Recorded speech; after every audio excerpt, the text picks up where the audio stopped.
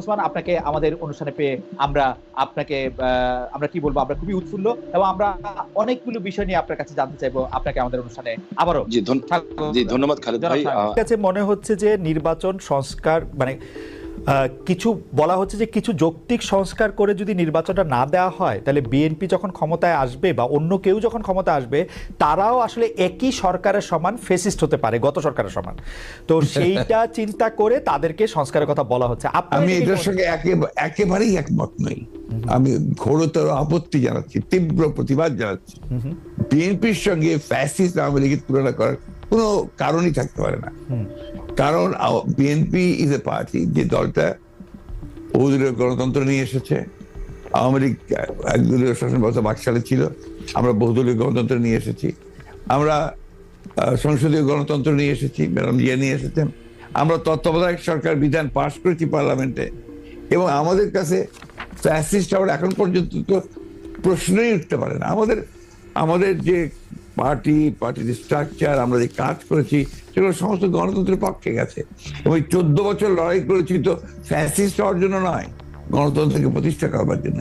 সুতরাং এই কথাগুলো যখন বলা হয়, তখন এই কথাগুলো আমার কাছে মনে হয় যেটা আপনার শুধুমাত্র হয় কথার কথা বলার জন্য বলা হয়, অথবা বিএনপিকে আপনার ছোট করে খাটো করে দেখানোর চেষ্টা করা হয়।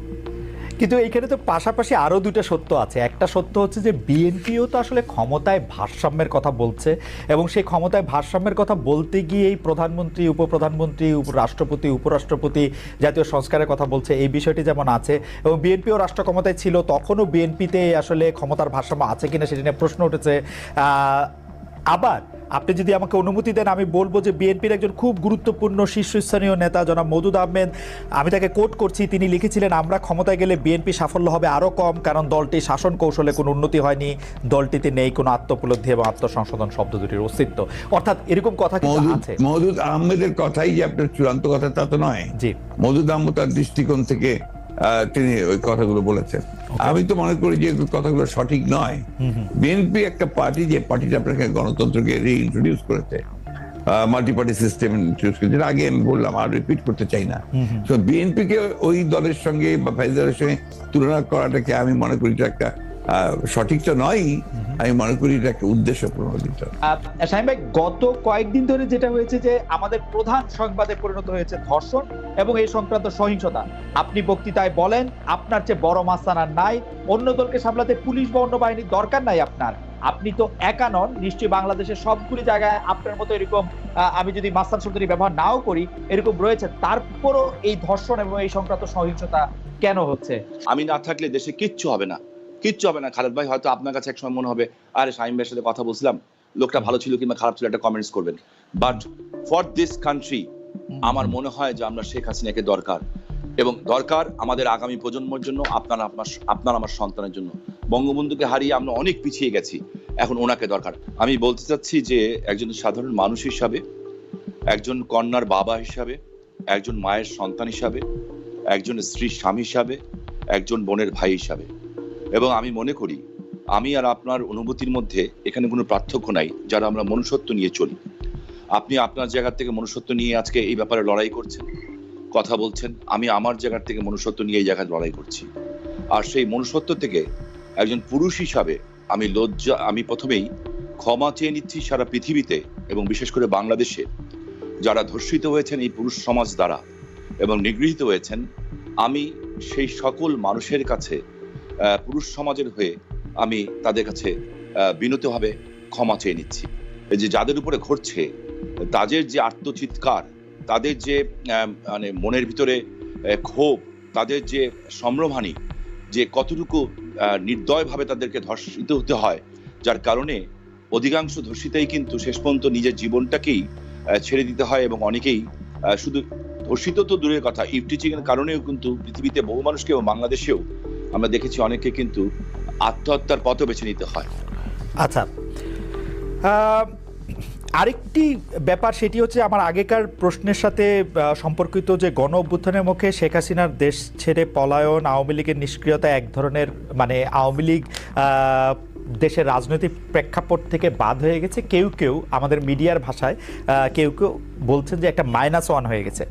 অন্তর্বর্তী সরকারকে নিয়ে কোনো -2 সংখ্যা কি আছে? কেন এই প্রশ্নটি উঠছে সেটিও আমি বলি, যেটা কিছুটা আপনি আগেই প্রশ্ন করেছেন যে আওয়ামী লীগ আমলে কিন্তু আমরা দেখেছিলাম যে বেগম খালেদা জিয়ার চিকিৎসার জন্য বারবার বলা হচ্ছিল, কিন্তু 3.5 মাস পরেও বেগম জিয়া এখনো দেশে আছেন, তারেক রহমান সাহেব এখনো দেশে ফিরেন নাই।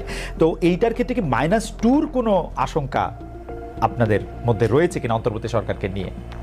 এই -2 তো এসেছিল আপনার 111-এ, এখন আপনার এই -2 কোনো সমস্যা নেই। কারণ হচ্ছে যে আমরা আগেই বলেছি, আমি গতকাল একটা ইন্টারভিউতে বলেছি যে বিএনপিকে এখন আর কেউ মাইনাস করতে পারবে না। দেখলাম 1, 2 নম্বর হচ্ছে আওয়ামী লীগ যদি নিজেরা মাইনাস হয়ে গিয়ে থাকে তো সেটা তো আওয়ামী লীগ হয়েছে, কারণ সে দেশেই নাই, তার নেত্রী পালিয়ে গেছে। সুতরাং আপনার এই জায়গাতে তো তারা নিজেই চলে গেছে। এখানে একটা জিনিস আমাদের সবসময় মনে রাখতে হবে যে রাজনৈতিক দলটি পলিটিক্যালি ব্যাংকরাপ্ট হয়ে যায়। আওয়ামী লীগ এখন আসলে পলিটিক্যালি ব্যাংকরাপ্ট একটা রাজনৈতিক দল। আমি আগে থেকে বলতাম কথাটা আর কি। তার কোনো রাজনীতি নেই, সে ক্ষমতাকে এমন ভাবে ব্যবহার করেছে তাদের ব্যক্তিগত স্বার্থে, দলীয় স্বার্থে না, প্রত্যেকের ব্যক্তিগত স্বার্থে। They have minted money like anything. দেশকে তারা একেবারে ফোকলা করে দিয়েছে এবং সেই দেশকে ফোকলা করে দিয়ে পালিয়ে গেছে, এবং এটা জনরোষে পালিয়েছে। নর্থদের যে কোনো মিলিটারি কু বা কিছু হয়েছে, পিপলস রেট, জনরোষ, সেই রোষে তাকে পালিয়ে জীবন বাঁচাতে পালিয়ে যেতে বাধ্য হয়েছে। এই বিষয়গুলো আমাদের মাথায় রাখতে হবে। আমরা কোনো মতেই যেন চেষ্টা না করি এটাকে কোনো মতে খাটো করা। The fascist Awami League regime এতে বাধ্য হয়েছে দেশ থেকে পালিয়ে যেতে জনরোষে। ওকে, গত 15 বছরে আওয়ামী লীগের শাসনকে যে ফেসিবাদী বলা হচ্ছে এবং তার যে পালিয়ে যাওয়াটা, যেটি আসলে আপনি এখন বর্ণনাও করলেন, দুর্নীতি, তারপরে নানা ধরনের নানা কারণে, কিন্তু তার পেছনে আপনাদের আমলে যে 20 বছর আগে 21 আগস্টে গ্রেনেড হামলা, বিচারকদের বয়স বাড়িয়ে তত্ত্বাবধায়ক সরকারকে প্রশ্নবিদ্ধ করার মাধ্যমে শেখ হাসিনাকে কর্তৃত্ববাদী শাসনের দিকে নিয়ে যাওয়া, এ নিয়েও আসলে নানা ধরনের আলোচনা আছে।